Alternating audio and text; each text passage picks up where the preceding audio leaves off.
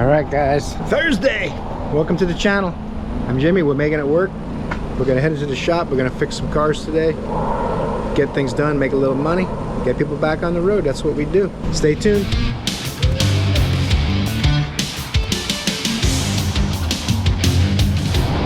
They're embarrassed. I'm gonna pull this thing in, change the oil, and find out why the side door doesn't work. The customer's waiting.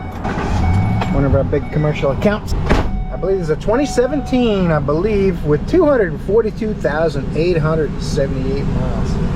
That is a lot, a million. Verify the year, it might be a 2015. Anyway, I already got my oil filter in there ready to go. Let's do it. Check engine lights on. Didn't ask about that. Let's see here. Uh-oh. Interesting. That means the cable's probably broken, but we gotta verify it. I'll probably move this ladder out of the way. What do you think? Accidentally keep it. I mean, accidentally, of course. Pull this handle again. Oh, it's the bottom one that's not letting go. That's weird. Felt like it was the other way around.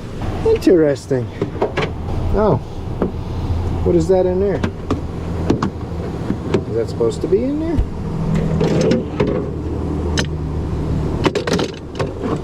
Having tools in the door could affect the mechanisms and stuff. Trash in there, pieces of metal. There's the, oh yeah, that's why the bottom latch doesn't open. Plastic end probably broke off the cable. Well, it looks like it's intact. It just popped out of the handle. Someone forced something to happen. Let's see if we can get that connected back up and get this open. Just pull the handle and then do the other cable's job. It looks like what's happened is the little plastic retainer slipped out of the handle. See, the top one has that plastic retainer in it. The bottom one, there's no retainer. So I'm gonna have to go fishing in the hardware and screws down here in the bottom of the door. Ta-da! Now if I can put this back together, I don't know why it came apart. Something's probably going to end up being broken, need to be replaced, but I'll try reassembling and see if I can get it to work. Got to catch the cable in that little notch in the handle and then try to get the housing back in the slot. If there's a slot left somewhere. Oh, that's the problem. I think the slot broke away. Oh, maybe this is the slot. Yeah, I think that's how it's going to work. This piece is the actual slot.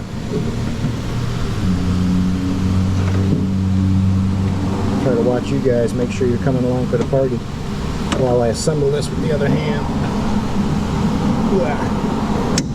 Uh-oh, something's happening. Good or bad, I don't know. It's something.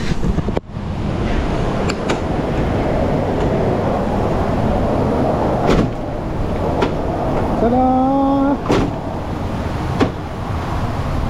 Fixed.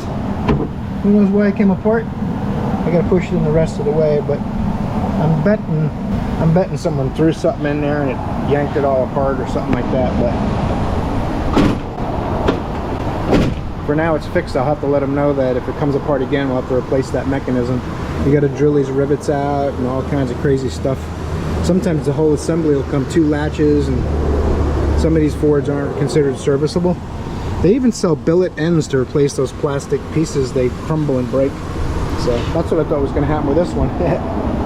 Let's do the oil change. Give my little rag oil cap identifier thing. Pull the dipstick out already. Kind of hidden down there. Not quite as easy to get to. This is the transmission dipstick next to the oil fill, which I don't know. I would just put the oil there and the transmission there, but maybe there's a reason you can't get past that stuff. I don't know. I'm no engineer. It's weird. I went to lift it up and I noticed there was no power. So I flicked the little power switch on the back on, and then it was beeping because it wasn't all the way down. So rather than letting it down the last 1/4 inch, someone turned it off. I don't know. That's not up to me. I can't make people do things my way. Everyone always thinks that their way makes sense, and some people just don't have any sense, so they don't really care. But everything I do every day, I'm evaluating. How's this going to affect me tomorrow? I want to know. Am I gonna have problems tomorrow? Is it gonna make something harder or easier tomorrow? You guys do that? Plan things and have some kind of organization? That's how I like to do it. Maybe I'm just crazy.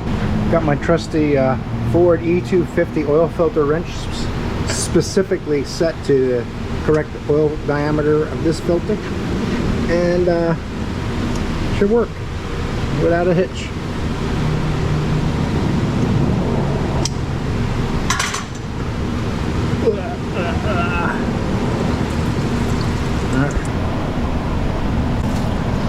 Oh, that's nice. Didn't get a drop on me. I don't think I even got the rag got oil on it. Look at that. Perfect. Let that do its little thing. You can see there's already oil on the gasket surface area. So if you don't wipe it off, putting oil in the O-ring is completely unnecessary. Now, if you wipe that all off and clean it up for some reason, then yeah, you should oil the gasket. So next time it'll come off a little easier.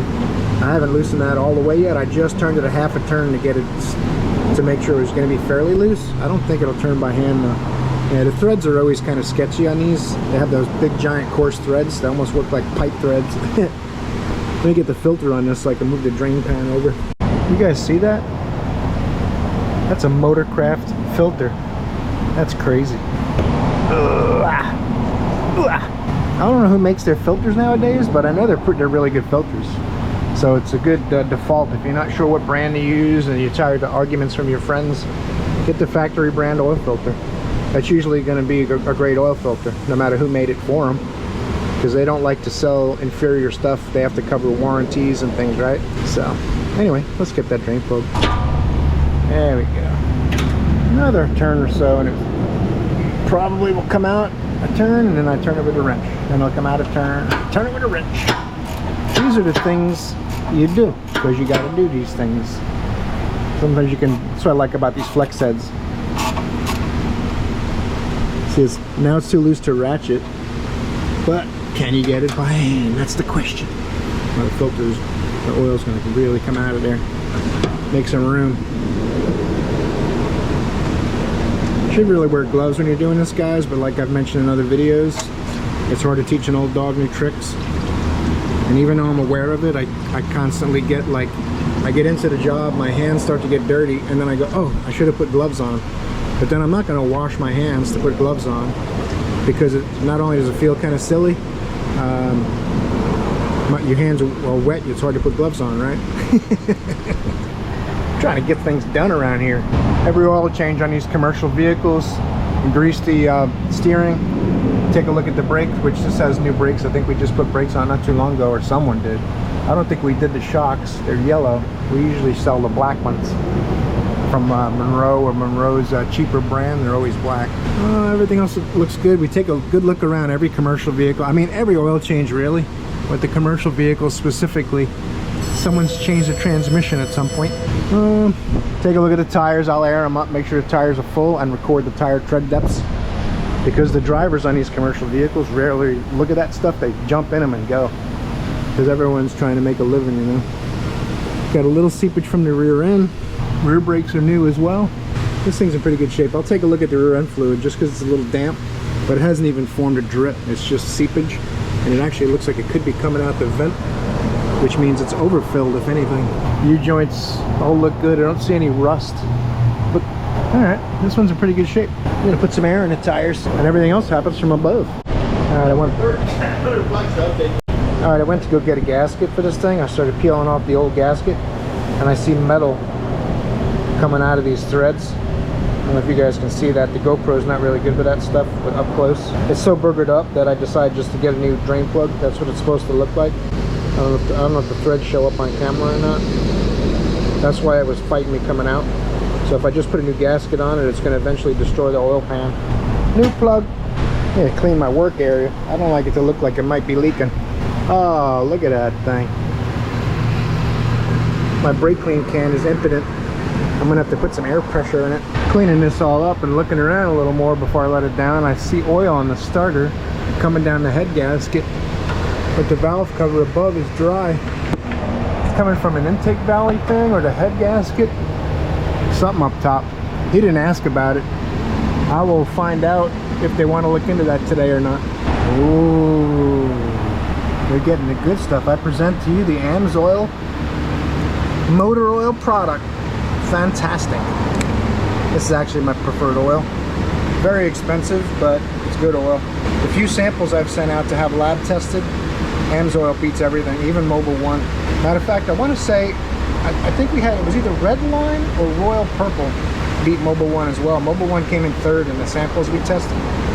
We had tested. Something to think about. Spending more money is something I don't like to do unless I can prove that there's a difference. And in the case of oil, I proved there's a difference. So I spend some more money for something I really care about.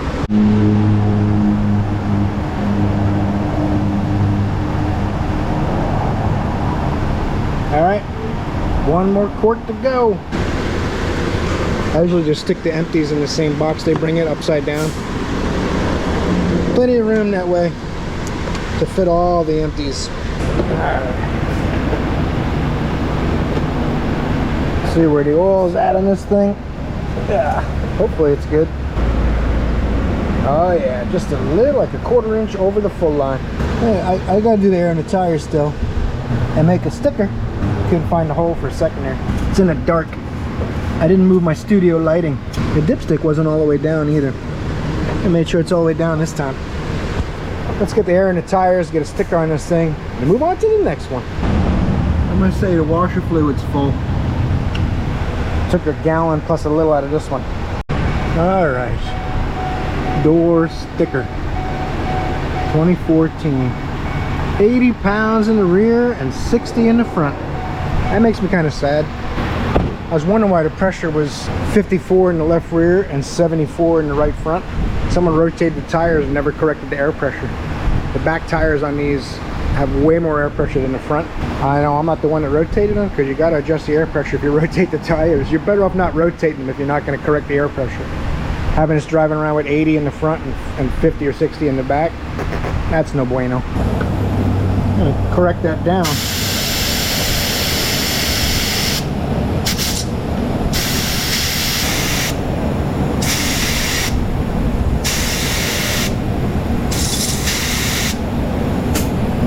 I'm guessing it's going to be the same on the driver's side tires. All right, corrected the tire pressures, put a sticker in, new sticker in it. I think I had to add about 1.5 quarts of coolant too. Washer fluid. This thing's ready to go. On to the next vehicle. All right, guys, another broken Chevrolet. All right, I'm just kidding, Chevy fans. I'm sorry. I didn't mean it. I make the Ford and Chrysler guys feel bad sometimes, so I got to pick on the GMs too, because none of them are perfect. And generally, I'm just irritated by the engineering, no matter what brand it is, while I'm working on it. I got the Phoenix light on here. I smell something electrical. That's not good. Got aftermarket stereos, always makes me nervous. Honestly, whenever I look behind an aftermarket stereo installation, and this is no exaggeration, I think 5% of them are installed correctly and 95% of them are hacked in there just so they can get it done, and then they put a nice finish panel on it so it looks wonderful. But you look underneath, they got twist locks on the wiring. Some of them are just, the wiring's just pushed together and taped over. I mean, all kinds of crazy stuff. They use the wrong wiring to ground them, and anyway, it's just, if you really care about the installation on something like that, you should do it yourself and take your time. Always get the electrical install kit that comes with the plug, so you don't have to cut up the factory wiring connector and stuff. They're like 20 or 30 bucks, and they save you an hour and a half figuring out what wires go where and all. Anyway, back to the regular scheduled program. I'm checking the AC. He said, the phone is ringing. Bill's not in today, by the way, so we're a little short-handed. Check the AC. He said confirm that the AC works good and it's ice cold. He's got a problem with his temperature gauge dancing around, but he says it doesn't overheat. And of course he wants a coolant flush because he sees the temperature gauge dancing around. It's totally unrelated. And he also said he wanted a diag on the gauge, so we're gonna see. I smell electrical pretty clearly. Something electrical is going on, unless he's got some weird smelling air freshener in here. The vehicle's very clean. He's got towels on the seats. He takes good care of it. What I'm going to do now is I'm going to do a gauge sweep. I'm going to get the vehicle loaded into my Top Don Phoenix Light 2. A couple people have bought these scanners, on using my Amazon link, which is really great. I appreciate the support, guys. That helps the channel, helps me add content. But they didn't, some of them didn't use the discount code. So you guys know, if you go into Amazon using one of my affiliate links, and even with a regular going into Amazon on its own, there's a little box that says get coupon on the bottom. Always check that box. They don't do anything to you or send your advertising to your emails and stuff like that. It's legitimate just to get a discount to improve sales. So if you click that little discount box underneath the link for the tool you're buying or device, that'll give you money off. And then with my affiliate links and below my videos, usually I'll have a discount code that you can add on top of that. It'll say enter discount or coupon code, and it'll be an empty box. If you copy and paste my code, like it'll be like welcome 10 or a Top Ton discount or whatever the company may be, and you'll put it in that box, and that'll give you another discount on top of it. So I actually wasn't aware. Top Ton told me that a couple people bought scanners without applying the discounts. So you can get a better price and save up to $100, I think $125 using those discounts properly. So spend a few minutes extra and make sure you're clicking all that stuff correctly. 2006 Chevrolet Colorado, 284,694 miles. This is a very good customer. He's been coming in for years. He loves this vehicle, takes very good care of it, and it's given him 284,000 miles on the original engine and transmission. So I used to have one of these trucks before I got my Tacoma. I had a 2005 Colorado, and I put a water pump, an alternator, brakes, tires, oil changes, stuff like that. I actually like these trucks. They're not very attractive. They're kind of ugly, but they're good trucks. I'm going to go into instrument cluster. I'm going to find that's got, I don't know what radio it had. I'm going to guess it was a base level. They replaced it, right? I'm going to go in instrument cluster, and I'll show you guys how to just sweep the gauges. All right, from the module list, we're going to select instrument panel cluster, actuation test, instrument panel cluster gauges. We're going to do a coolant gauge sweep test, and we're going to see what happens right here. Up, down,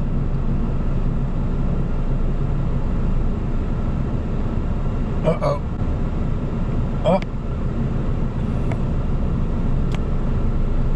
down. Should go all the way down, but it doesn't. So it's got the famous GM instrument cluster problem. So the customer says my coolant gauge is kind of jumping around doing weird stuff. I don't think, is the engine getting hot, or but when you rely on these gauges, the gauges have to work, and it's not working. So I'm doing up and down on here, and it should follow. It takes a few seconds to respond, and every gauge, you can check every gauge the same way. I'll show you what it's supposed to look like. We'll go into a different instrument. Speed gauge sweep test. And we'll do the speed gauge. We'll go up, and we'll go down. That's how it's supposed to work. That gauge is working correctly. So we're gonna have to let him know if he wants to fix that coolant gauge. You have to have the cluster repaired or replaced. We have a mobile guy that comes and fixes them. Actually pops the cluster out, goes in the back of his Dodge Caravan, fixes the dry solder joints and whatever problem it may have. Sometimes he has to change a potentiometer or the gauge electronics behind itself, things like that, but he fixes them. I think it's $175, including taking it in and out of the vehicle. So we'll see which way the customer wants to go with this. I'm going to do the coolant flush. I got to let it cool off a few minutes now. I've had it running a little while. Ooh, that coolant bottle is nasty. It's the third time I filled it and sucked it out trying to get all the gook off the bottom. It's got a fairly new radiator in it, so this probably doesn't even really need a flush, but he's probably looking at the coolant bottle, how nasty it is, so we'll do both. Alright, this thing had like a 1/4 inch of sludge on the bottom. I used that little, we saved a piece of fuel line off a project vehicle, and it slips right onto this. It's got an O-ring in it to seal it and everything. But we need to get a little deeper, just for stuff like this. It's probably only 3 or 4 screws to get that out of there, but I think it's easier to do that. And make sure this overflow line is clear. But instead of blowing air pressure into the tank, I'm just going to try to use vacuum to pull fluid out of it.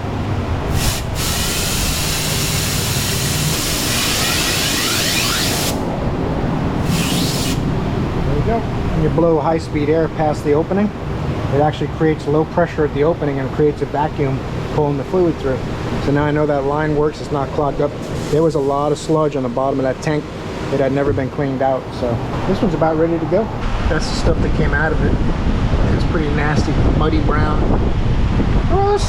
All right, got this Colorado ready to go except for the cluster, so he wants to fix that too. So I'm going to pull this panel out of the way so I can get the trim piece off. And then I think it's 7mm screws holding it in. So we should be good to go after that. Just going to get this out of the way. Try to always use these plastic trim sticks on interior panels. They're much less likely to mar them up. A little Phillips screw on the side. And this should pull out. I don't think I even had to take that lower panel down. I just didn't want to break something. Sometimes they'll have a Phillips screw under here on each side just to trick you, make you crack it. But this one's not the case. 7mm. There's one down deep in there, and there's one on each end on the bottom. So 4 screws, and there should be 1 or 2 connectors in the back, and it'll be out. Pretty quick and easy. Now, getting your fingers in there is a problem. When I put this back together, I'll probably use my magnetic socket. This is an old pocket screwdriver. The magnets kind of wore out. The screw fell off.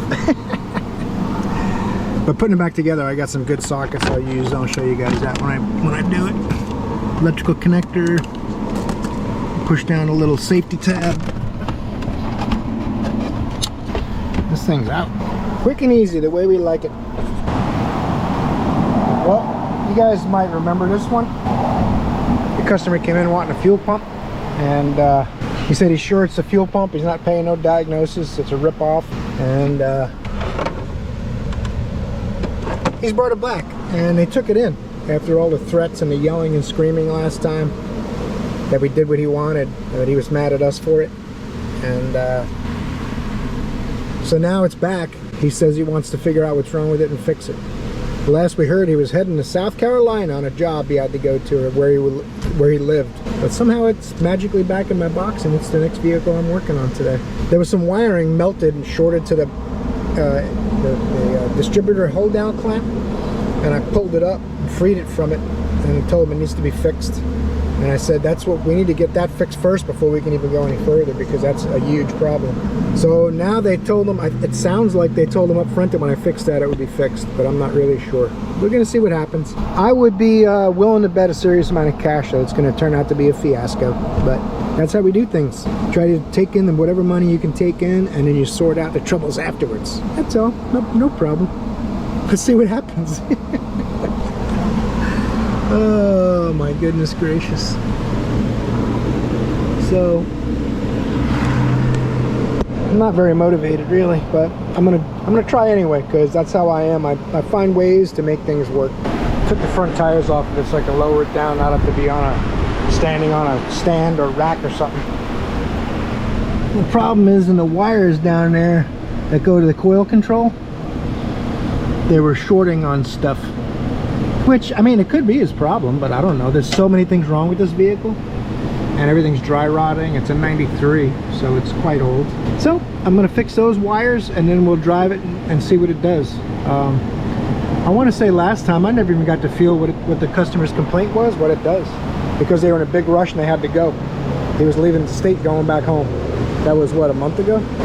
So anyway, I'll pull the distributor cap off, get a good look in there, and maybe pull that wiring out, see if I could snake it out to work on it and repair it. I figured the other end of this harness, that's the coil end. The other end of this harness goes to the distributor, and it unplugs. So this is the wiring where it was touching. So it came out pretty easy.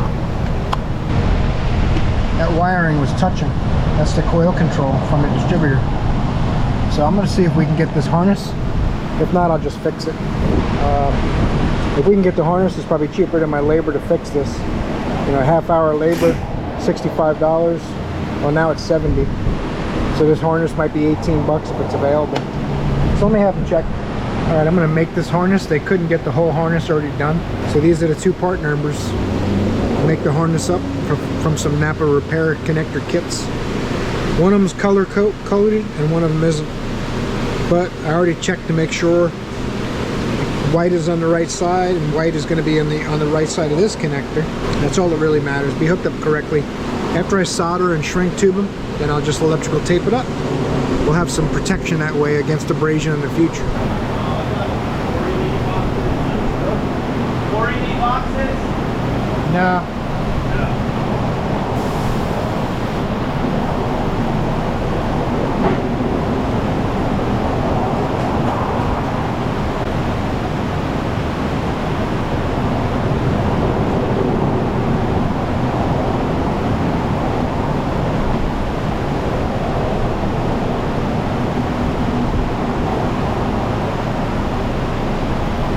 Put that in a safe spot to cool off till the red light goes out.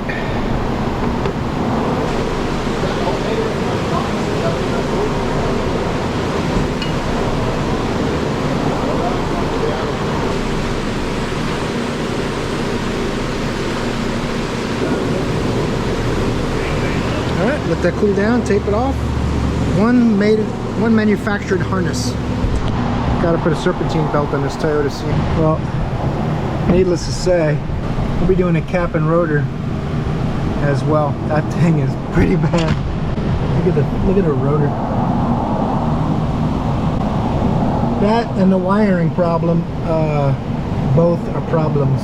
So I'm hoping I can get the rotor off of there. I might have to break it into pieces to get it off. Looks like it's rusted onto the rotor shaft and the distributor. But that's got to make it run better. Oh my goodness. Get the belt on that pulley. And try to get it around the oh crap. Alright. Whew. They're not quite as bad when they're not full nuclear. Like, I don't know, this thing feels like it's 250 degrees. When you shut them off, they heat soak. And they actually get hotter when you first turn them off. And they just dropped it off while I was at lunch. So I came back to an engine that heat soaked for 15-20 minutes. Anyway, it's on. Sorry I didn't get to film it. It's kind of a cramped, confined area. But there's a tensioner right next to the yellow lettering. And it goes towards the two pulleys, 14 millimeter. Now a couple 10 millimeters, the cover's back on. Gravity check. Bummer. Oh, gravity check. There's a lot of gravity checks happening today. That's terrible. Am I getting older or are things getting more buttery? That's what I'm wondering. These little plastic clips are a little pain in the hoo-ha, so I always try to put them in before I tighten those 10 millimeter bolts. They don't want to go in. Oh, there you go. All right. Now when you tighten the 10 millimeter bolts, they won't be pulling that little hole out of alignment.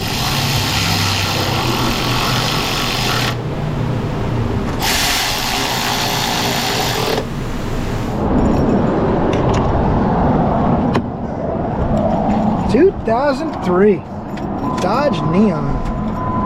Check engine lights on. 111,297 miles. That's nothing for a Dodge Neon. That's not even 20% of the life expectancy. These cars go 4, 5, 600,000 miles if you keep fixing them. Well, now that I think about it, I guess any car would. Let's get the scanner on this thing. Let's see why the poor man's check engine light came on. Very good customer. He also owns the Lincoln 2 cars down. So he's got himself a sweet Lincoln and a Dodge Neon. Scan tool time. Dodge Neon, local diagnosis. Just give it a second to cook. Check if there are any other communication error codes. Alright, I found my PCM. I'm going to read my fault codes. P0344, camshaft position sensor intermittent. Bank 1, sensor 1. It only has one cam sensor.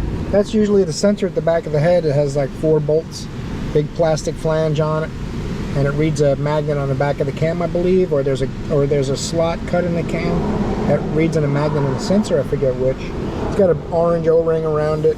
Real common failure item. The connectors go bad on them too. No freeze frame data available for some reason. Oh, maybe I can find it from here directly. Freeze frame data. Okay, that's why it won't let you do it from there, because there's more data than it can decipher. Short-term adaptive, minus 34% on the fuel trim. Goodness gracious. Ambient battery temperature, 122. Engine coolant temp, 30 degrees. That's not right. It hasn't been 30 degrees around here since last February or January. And even that was only for like a few hours at night. Fuel level, 12%. So it had a pretty low tank. It's at half a tank now. Intake air temp 217, map volts 271, TPS 4 volts, spark advance minus 64 degrees. That's unusual. 20 miles an hour it was going. Interesting. Nothing conclusive from that. I'm gonna look and see if it's showing cam sensor data now. How about that? We'll go into data stream and I'll find all my cam sensor PIDs and we'll come back. Oh, wait, look. Cam crank last lost, cam crank difference, cam sync at start, cam sync state, cranking sync state, crank sync at start. Let's just look at those data PIDs and see what we see. I'm gonna go, I wanna see cam crank sync. There it is. Let's go into a graph. In sync, in sync, in sync, in sync. So right now, everything's checking good. Bring up the engine speed a little bit because they were going 20 miles an hour. Nothing there. I'll have to go under the hood and tug on the connectors and see if I get any return of this issue while I'm looking at this data. Ah, the old cam sensor right there. Got oil leaking out of it. That's not good. It's got a new wiring harness and connector already on. Giving that a little tug, playing around with it. See if I can get something to happen. Nothing. Maybe if I try tapping on it.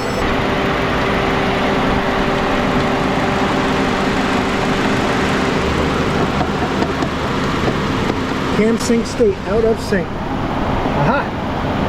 It did something for me. Oh, I see what it is. I found the problem. Cam sensor's coming apart.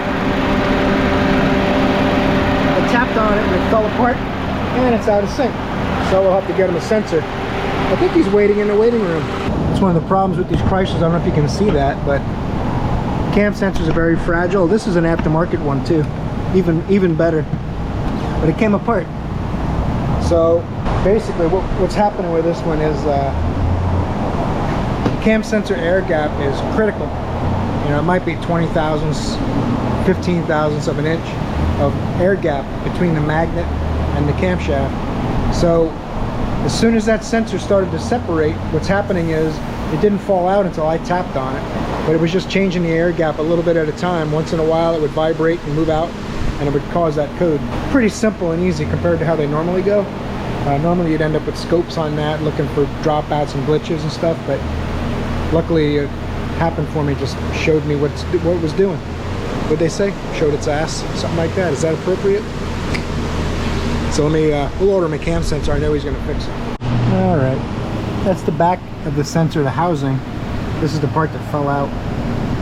So I got it slid out partially, but that's the magnetic pickup end. So you can see it's leaking oil. It's been sliding its way out and it finally set a code. It's been leaking oil and coming apart basically. So there's two 10mm bolts and two 8s. They're usually all 8s. So someone probably lost bolts or something at some point. We put this sensor in apparently in 2013. So this guy's, he's very meticulous about his cars. I've told you about him before. He's a real nice guy.